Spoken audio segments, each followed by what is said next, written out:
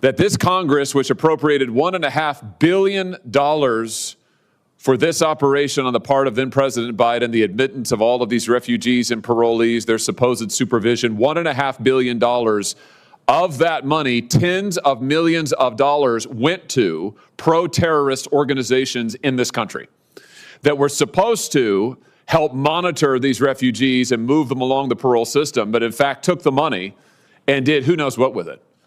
This is a story that we have seen unfold before our very eyes in Minnesota as we sit here today, and now we're going to find that it happened in this case, in this instances, in multiple states, tens of millions of taxpayer dollars going to organizations that support Hamas, that support terror. Senator Josh Hawley revealed explosive findings about the Biden administration's handling of $1.5 billion in taxpayer funds during the Afghanistan withdrawal.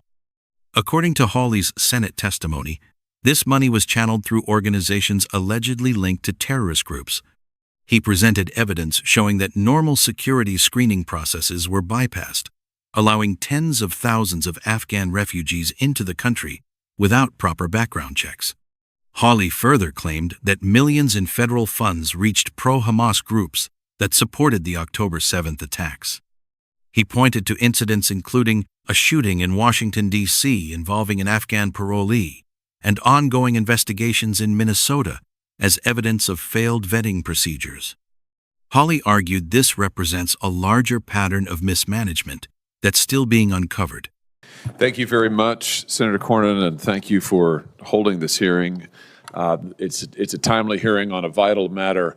I will just say that what happened in the waning days of the Afghanistan operation and the Biden administration's disastrous withdrawal from Afghanistan, I think is now well documented. The fact that there was no vetting that was properly done, there were no interviews that were conducted that were standard, the normal background checks were waived. I mean, heck, as I think we'll see today in just a little bit when we hear from our witnesses, from the inspectors general and others, the standard vetting procedures that have been in place for operations like this were completely disregarded. And we're living now with the consequences of that. Tens of thousands of people admitted into this country. We have no idea of their actual background. We have no idea of their potential terrorist connections. And in many cases, we now have no idea where they are or what they're doing, who they're connected with, or what they're capable of. Sadly, we've seen what some of them are capable of in the horrific shootings that occurred here in the nation's capital just a short while ago with the guardsmen that Senator Cornyn recognized and mentioned. But I think we're going to hear more to even that, this story today. And here is the additional information, the shocking information that I think that we will find.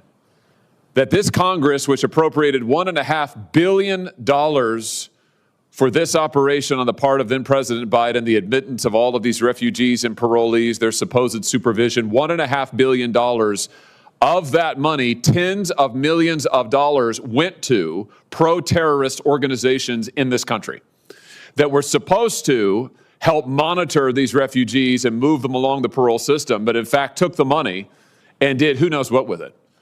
This is a story that we have seen unfold before our very eyes in Minnesota as we sit here today, and now we're going to find that it happened in this case, in this instances, in multiple states, tens of millions of taxpayer dollars going to organizations that support Hamas, that support terrorism, that have praised the attacks of October the 7th, that have consistently defended, apologized for, and justified terrorist attacks around the nation, around the world, that got money from our own government in order to participate in this boondoggle. And I think we need an accounting of where that money has gone to. I think we need an accounting of how it has been spent, and I think, frankly, we need to get it back. And I hope that today's hearing will begin to shed light on what has happened, the corruption that is still going on, the tens of millions or more of taxpayer dollars that have been misspent, misappropriated, misallocated, and misused. And I would just say I think it's long past time for some accountability. I hope we'll take a step forward in that today.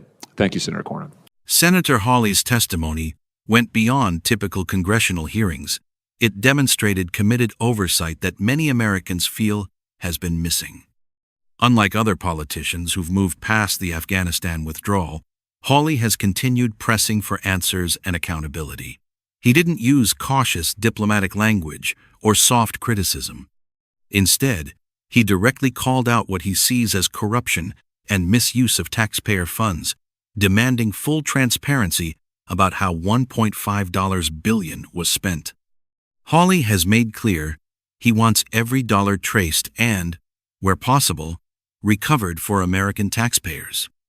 The Washington, D.C. shooting, involving an Afghan parolee, underscores why Hawley views this as a public safety issue, not just political rhetoric.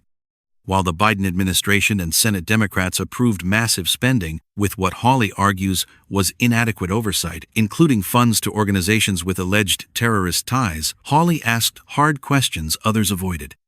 What distinguishes his approach is the persistence. Rather than simply noting problems and moving on, he's demanding comprehensive audits, showing where funds went, and insisting that fraudulently obtained money be reclaimed. This represents the kind of aggressive congressional oversight many constituents want to see from their representatives.